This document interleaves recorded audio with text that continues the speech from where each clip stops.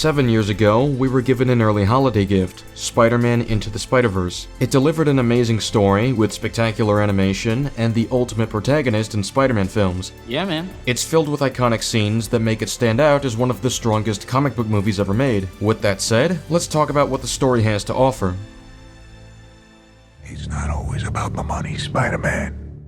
The Kingpin is arguably the best villain in the movie and a very effective antagonist to Miles. One of the larger focuses of his character is how his reaction to loss and trauma differs from Spider-Man and variants like him. His backstory shows that his life of crime drew his family away from him, which puts him at fault for losing them the way he did. Unlike what we expect of Spider-Man, when he faces a loss he could have prevented, Kingpin refuses to accept the part that he played in his tragedy. Instead of changing for the better, he continues to be the Kingpin and tries to force his way back to how things were, but given the reason his family left him to begin with, alongside the fact he's planning to steal versions of his family from their worlds, Kingpin is only deluding himself into thinking there's a way back. As someone who always holds on to power and control, he believes there's always a way to forcefully take what he wants, but realistically speaking, his plan was never going to work, and no matter what anyone tries to tell him, he could never emotionally reconcile with that. I know what you're trying to do, and it won't work. They're gone. To counter the main villain's ideology, the story demonstrates how Miles differs from Kingpin whenever he faces a loss in the story. His reaction to seeing Peter die is to fault himself for not doing anything about it, which motivates him to prevent the same fate for Peter B. Parker, alongside any other Spider-Person. I can't sit there and just let Spider-Man die without doing anything about it. I'm not doing that again. If you stay here, you'll die. I'm the guy who's gonna turn it off. I can't let Spider-Man die! Neither can I. When Miles loses his uncle, he takes the blame for it and tries to continue the mission in spite of this. This is my fault. Like it was my fault. The easy way out would be to ignore what went wrong and let someone else make the sacrifice for the multiverse, but unlike the Kingpin, Miles uses his failures to learn. This builds their dynamic in the story and makes their final confrontation more meaningful. We see firsthand that if other versions of Kingpin's family were to show up, the same rejection that led to his family's demise would take place. Spider-Man points this out to him as it's happening, and instead of recognizing his failure, his anger towards Spider-Man grows. His priority shifts from finding his family to seeking revenge, which makes sense with his ideology and builds upon his rivalry with Miles while the stakes are the highest. While under a delusional mindset, the Kingpin believes Spider-Man took his family, while Spider-Man wants Kingpin to pay for taking someone in his family. Under their beliefs, Spider-Man is the one who shows mercy and gives Kingpin the chance to see where he went wrong. I'll always have my family.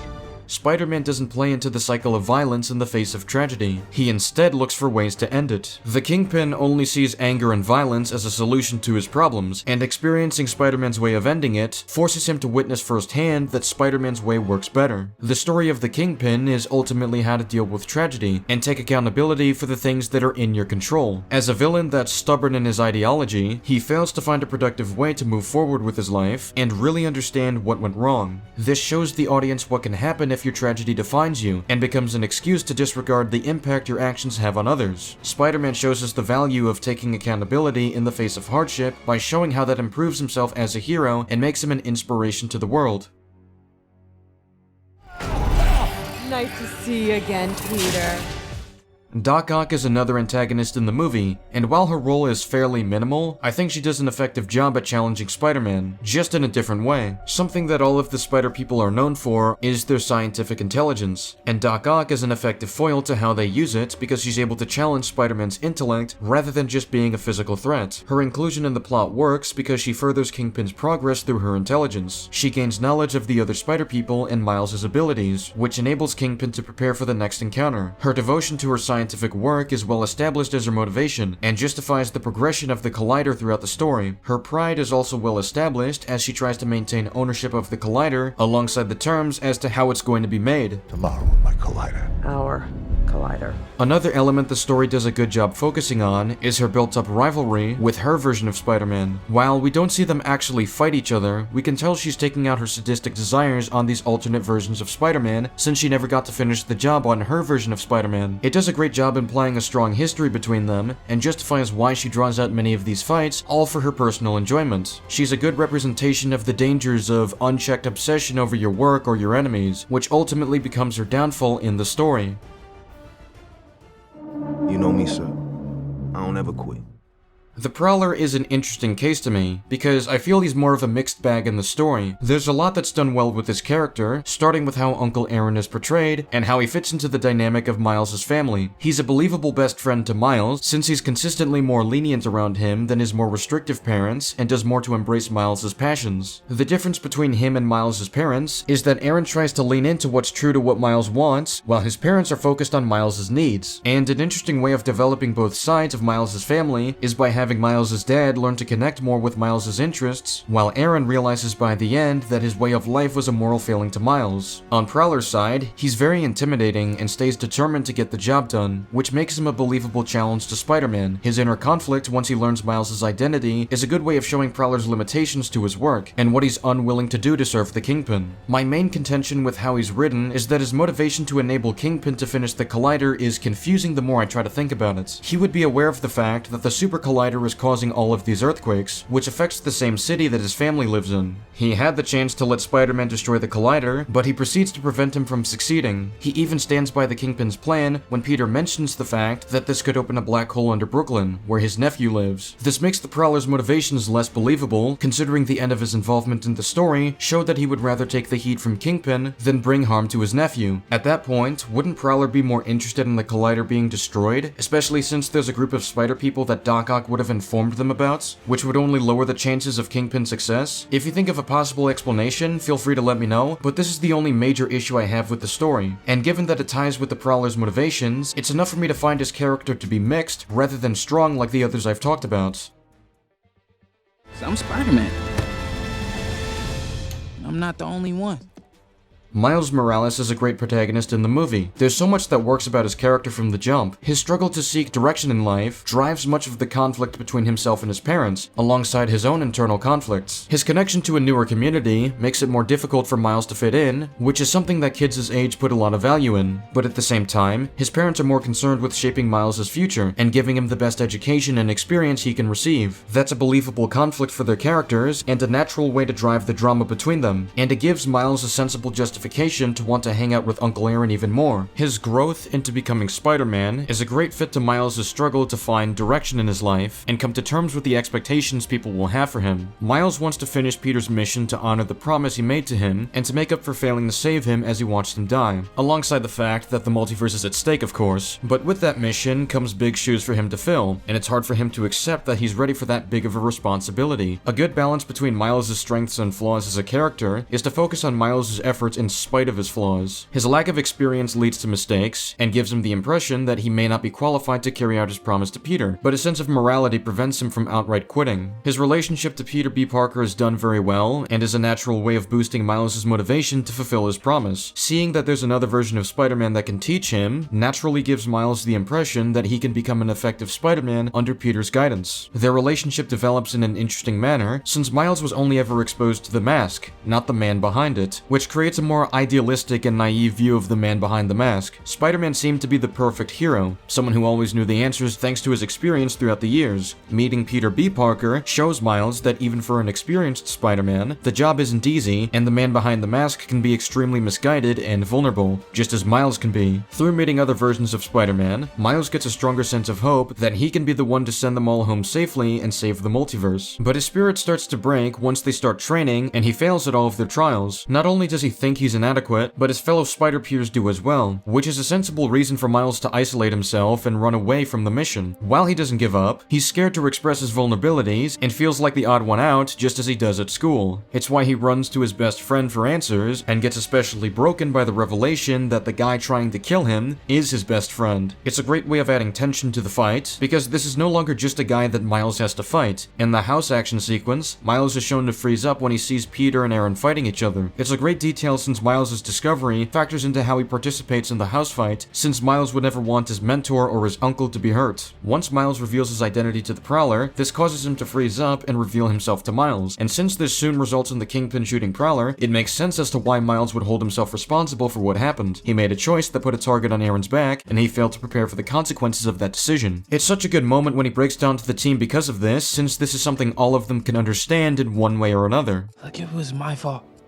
you wouldn't understand. Miles, we're probably the only ones who do understand. Now by this point, Miles is largely acting on anger rather than a rational approach to stopping Kingpin, which Peter notices immediately and knows will result in a reckless decision, which is a natural response for Miles to have. Who wouldn't want to take their anger out on someone who killed a family member of theirs? But to have Miles take a productive approach moving forward, the story needs a justification for it. After Peter leaves Miles, his father shows up to give a meaningful speech. The larger point he makes that inspires Miles is that he pushes him, even in ways Miles doesn't like, because he sees greatness in Miles. It solidifies that his toughness on Miles isn't because he views him negatively or doesn't trust him to make good choices, rather he believes Miles will do great things, and he simply wants to amplify his ability to do so. And through his father's belief in him, Miles is inspired to believe in himself even more, which is what Peter needed from him in order for him to become Spider-Man. All of this context justifies Miles' growth in the scene, and effectively sets up the leap of faith sequence. It's an accumulation of everything Miles has learned, and shows him taking the leap of faith in spite of his fears, which is well represented by how the glass shatters after he leaps from the highest height he's ever jumped from. Miles returns to the fight, and it's satisfying to see him use his powers effectively and start winning his fights. His comeback is earned, and he proves by the end that he is fit to be Spider-Man. There are so many visual elements that demonstrate his growth as well that I'd like to highlight.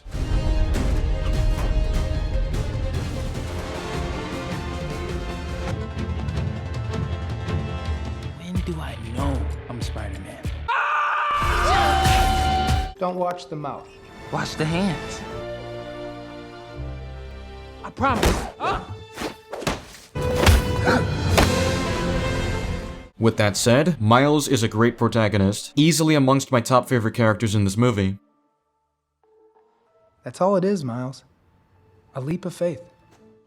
Peter B. Parker is tied with Miles as my favorite character in this movie. Peter is done very well in many regards. His problems are very well established from the start, and they justify why Peter has become so jaded over the years. His enthusiasm for being Spider-Man has declined, and he's often questioning whether his life is worth continuing. It also gives him a good reason to hesitate to help Miles become Spider-Man, given the amount of responsibility this puts on a young kid, and what it has done to Peter's life. And while Peter is willing to help Miles in spite of his screw-ups, it puts into perspective why Peter would be adverse to having kids. Bringing a kid into Spider-Man's world is a heavy consideration for someone who has experienced so much loss and pain by choosing to be Spider-Man, and what's great about Peter's experience with Miles is that it proves to him that he can be a good teacher, and that the idea of building a family isn't something he should be afraid of. At first, Peter seems to be running through the process out of basic necessity. He doesn't want to, but he knows he has a responsibility to help Miles in his city. But the first shift in their relationship is when Peter realizes what Miles' true motivation is, and it reminds him of why he became Spider-Man to begin with. I can't sit there and just let Spider-Man die without doing anything about it. I'm not doing that again. Not only does this develop Peter's understanding of Miles, but it also does a good job implying Peter's shared guilt for not saving Uncle Ben. It strengthens Peter's desire to help Miles grow into becoming a better Spider-Man, and it shows when Miles is learning to swing for the first time. Peter puts Miles in a situation where he has to act under pressure, based on his own experience learning how to become Spider-Man, and while he shows pride after Miles succeeds, it's reasonably too early for him to completely change his mind on having kids, but it is a good way to build Peter towards that direction. This is a very small moment, but another scene that serves as character progression is when he overhears Miles and Gwen talking, and he doesn't bother correcting Miles on who broke the goober. He's amused by the conversation, and is willing to let Miles have his way to avoid the embarrassment, and it shows Peter that building a family would allow him to experience more of these moments of levity during even the most mundane of situations, like simply riding a bus together. Another great element of Peter's character is how he takes leadership of the team. This movie does a great job representing Peter Parker as a character, and justifying his role as the team leader and a mentor to Miles. Being the most experienced Spider-Man, and the one with the closest connection to Miles, it makes sense for him to lead the missions and decide how Miles gets involved. He's the one with the best advice to offer to Miles, and makes the final decision to keep him out of the mission until he's ready to take the leap of faith. It's also great that as the leader, Peter takes it upon himself to make the sacrifice so everyone else can go home. While Peter is under the impression that he has to sacrifice himself, he gets a moment to interact with a different version of MJ. And I think this scene does a good job representing what Peter wants to tell his version of MJ, but won't be able to if he stays in Miles' universe. It doesn't outright tell the audience this is the case, but it is a good way of communicating this through his actions alone. I'm really sorry. I wasn't there for you. I know I could do better if I just had another chance to give you, the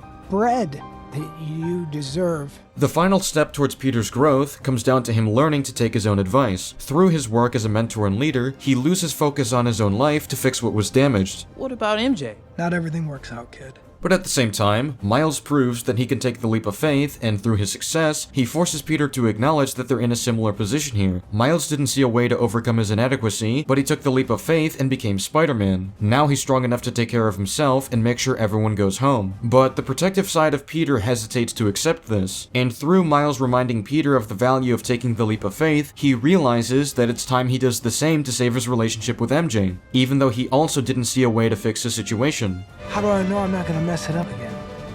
You won't. Right. It's a leap of faith. It's an excellent way for Peter to learn his own message by the end, and it's great that we see him put it in practice in the ending montage. Anyone can wear the mask. You could wear the mask.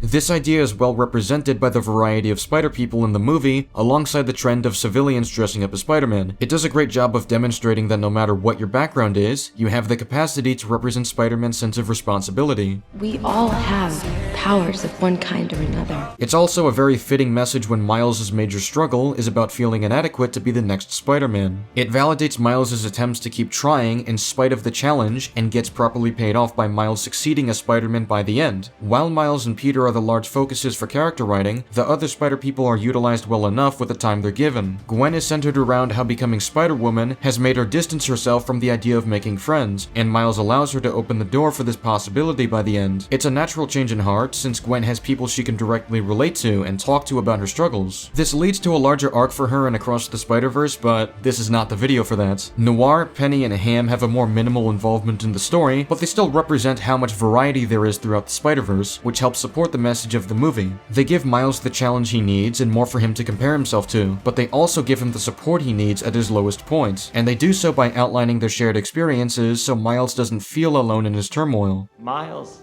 the hardest thing about this job is you can't always save everybody.